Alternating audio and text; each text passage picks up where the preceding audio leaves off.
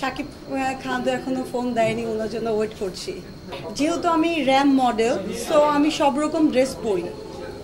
আর আমি কেন, আমার আপনি দেখবেন যারা ক্যাটওয়াক করে, মানে আমি কারো নাম বলতে চাচ্ছি না, ইন্ডাস্ট্রির অনেকে আছে তারা এরকম ড্রেস পরে, সেক্ষেত্রে আমি বললে সমস্যা কী? যেহেতু আমি নিজেকে পরিচয় দিই র্যাম মডেল, আর আমার শুরুটা হয়েছে ক্যাটওয়াক দিয়ে। এটা সবাই জানেন, কক্সবাজার বাংলাদেশে মানে ঢাকা থেকে অনেক কম সময়ে যাওয়া যায়, এই জন্য ওখানে শুটিংয়ের পারপাসে বলেন আর ঘোরার জন্য বলেন, এই জন্য অনেকে যাচ্ছে এবং ট্যুর দিয়ে চলে আসছে।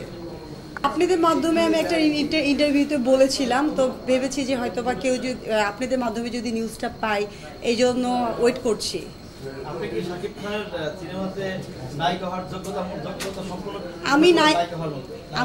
আমি নায়িকা হতে চাইনি, আমি জাস্ট বলেছি যে উনার তো মুভিতে অনেক ক্যারেক্টারই থাকে, অনেকজনকে নিয়ে থাকে, সেক্ষেত্রে যদি আইটেম সং যেগুলো গান থাকে, দেখা গিয়েছে যে হয়তো বা একটা গানের মধ্যে যদি উনি আমাকে চান্স দেয়, সেক্ষেত্রে নিজেকে খুব লাকি মনে করব।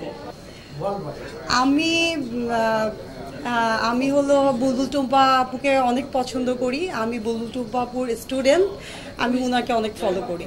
আমার কাজ নিয়ে ফিউচার প্ল্যান চলছে, সামনে আমি ইন্টারন্যাশনাল কোনো প্ল্যাটফর্মে আমি ক্যাটওয়াক করব, যেটা আপনারা সবাই দেখবেন, এরকম একটা চিন্তা ভাবনা আছে।